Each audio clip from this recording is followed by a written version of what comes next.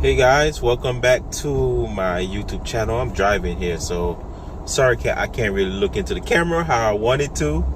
Alright, so this video is basically I'm going to talk about the problems I had with my first car, which is my first vehicle that I ever owned was a Chevy Blazer. I don't know if you guys remember that. They have a new one now, like I think back in, what's the one they recently made? Was it 2019, last year? The year before, 2020 or 2019, one of them. But I had a 2001, I think it was a 2001 Chevy Blazer. That was my first vehicle. And I'm going to tell you guys about, hopefully you guys could hear me because I have my AC on, of course, because, you know, we in Florida, even though it looks like it's raining and everything, which it was, the sky's still overcast, but it's still humid out here. But yes, my first car is a Chevy Blazer, and I'm gonna let you guys know all the problems that I experienced with it and all the problems that I had that vehicle gave me. Number one, the alternator went out. Yes, the alternator went out, and that was the worst because I had to go to work that day, and for me to walk from where I lived to all the way to the bus stop, and you know I was working at Sam's Club anyways, yeah, it was very tiring to walk from where I lived to the bus stop and catch the bus, wait on the bus, wait in the hot sun. When I get to work, I had to leave the house extra early because, you know, I'm not driving, so I had to leave the house extra early, walk and catch the bus, went to Sam's Club, push carts in the hot sun. It was a disaster. So yes, that was like one of my first problems that I had with the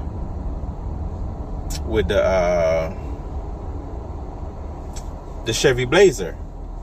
My second problem that I had, the starter. I had to laugh. And this is why I would never purchase another American vehicle, even though, you know, everybody have different experiences with different vehicles. But my first experience, and I was young, so I didn't really know too much about cars. I was like, what, like 20? Like in my 2021. I think I got it on my 20th birthday or 19. I can't remember. But yeah, when I was 19 or 20, I had a Chevy Blazer. It's like a 2001. Yeah, so the second problem was the starter. I was like, what kind of foolishness is this? It's like one problem after another. And man, so, you know, when you have starter problem, sometime your car starts, sometime it don't. Me in my head, since I didn't know much about cars, I thought I had some type of electrical problem with my vehicle because I was turning it and it wasn't started. I know it wasn't the battery because, you know, you would have heard when you have battery problems, you would have heard it would give it a certain sound, like a click click click sound. That's how you know is the battery is gone, or it don't show no power or nothing. You press on the horn, and if you hear the horn, their battery is good. If you blowing it and you don't hear nothing at all, the battery is just no good. But yeah, my starter was bad. My starter went out on me. Okay, took it to the shop, got that fixed. It's like I was like going to the shop back to back with the Chevy Blazer. One of the worst problem that I had with the Blazer is the AC. So, you know, I try to be smart with this one. What I did, I went to one of the AutoZone or Advanced Auto Parts, the auto store, and I purchased the AC compressor because my AC compressor was no good. And then I took it to the shop for them to install it. And install it, put in the refrigerant and everything in it. It works. Yeah, it works. For like probably a month, maybe a month, it works. And then after, it stopped working. So when I turn on my car and I turn on the AC, it shut down the compressor was basically no good. It shut down the vehicle. Yes, it shut off the car. It shut off the car. So if I turn on the AC, it shut off the car. So I had to keep the AC off, and I just have to drive, go anywhere that I want to go. So I went and replaced that AC. Spend more money because the first one didn't work. It was just a mess. I was just spending money back to back to back. And then after that problem, finally got it fixed, whatever. Maybe a year later.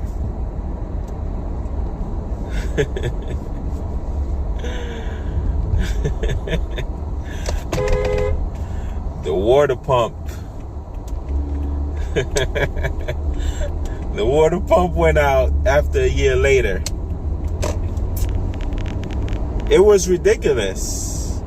I'm not gonna lie, I did a lot of driving. I had a lot of fun. At that time, I was working at Family Dollar. So we was young. I was young, you know, I had friends. Me and some friends, some girls would be going out. We would go down to the beach. We'd probably take a drive down to Miami. We go to the movies. We go to Las Olas. That's when, at that time, Las Olas was really good. It had a bunch of clubs. You could drink any open container you could drink. It's legal. And they had a movie theater down there as well. And a lot of different clubs, bars and stuff. So it was really fun. We were just having fun. Like every weekend we were just having fun, whatever. So, and at that time, the girl that I was with, she lived on the other side. So I had to like drive from where I live, go pick her up. She was the only one who lived out of the area. So I had to go pick her up, come back on this side, pick up her friend, and then we head out and go down to the beach, hang out down there, whatever, in the nighttime, have a little bottle with us. And I didn't really drink like that because I'm the driver, so I didn't really drink, just to let you guys know that, put that in there. But yes, my water pump had went out, man. It had went out on me. The car was like overheating. I had multiple problems with that vehicle. And what's so crazy, like after like a couple months after that, I end up having the same problem like over again. I end up having had to replace the fuel pump had went out.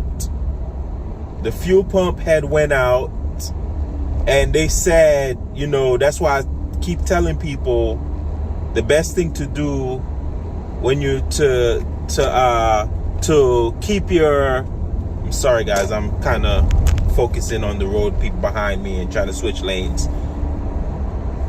To protect your fuel pump is that's why it's not good to drive on low fuel. You know, it's not. That's why they always tell you it's not good to drive on low fuel. Once you see your car go on low fuel, giving you the sign, it's best to just drive to the nearest gas station and put gas and fill up.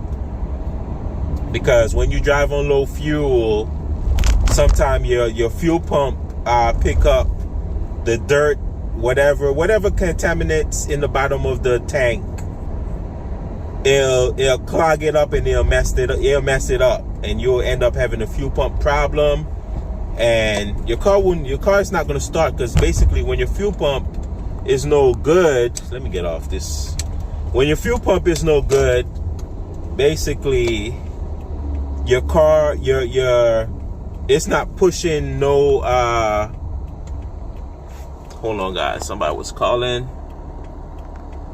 Your no fuel is going to your engine, so your car is not going to start. So no matter how you try to start your vehicle, it's not going to start. Once that fuel pump is no good, no fuel is going to get to the engine, your car is not going to fire up. So it's not going to fire up, so your fuel pump is done. But I learned a lot from my first vehicle. It was a 2001 Chevy Blazer.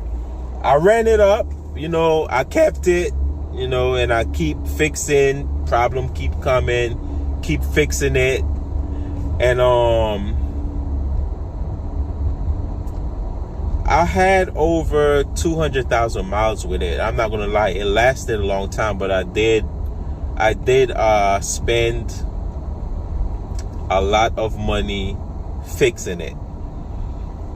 I spent a lot of money fixing that vehicle, and that's why I told myself I would never go back purchasing another American brand vehicle, because my first experience, I had a lot of problems with it. So I was like, you know what, it's a wrap.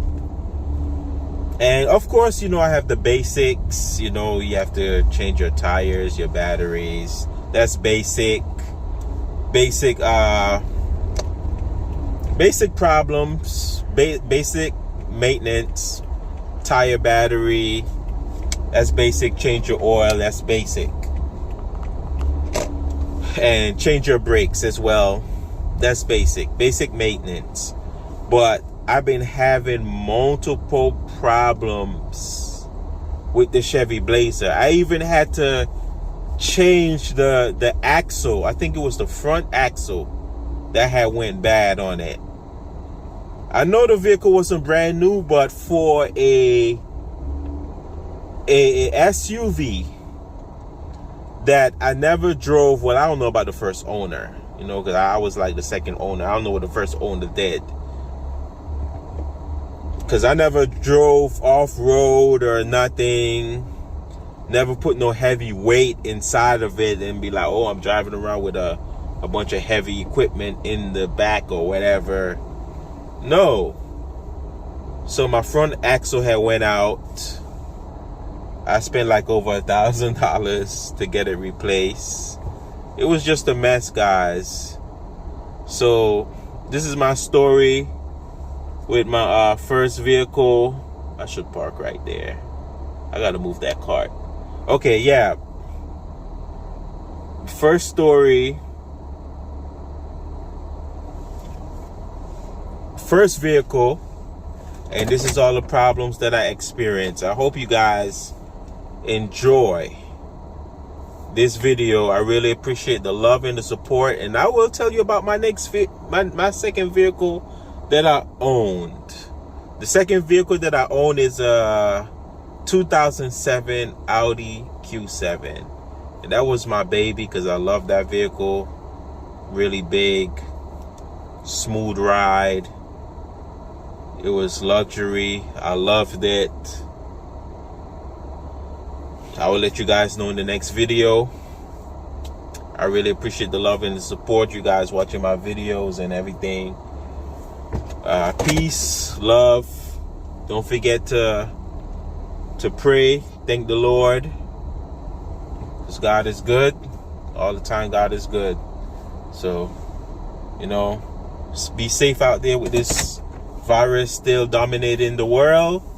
Be safe, keep on praying, keep on believing, have faith, and I'm out, man. Peace, bye-bye, take care.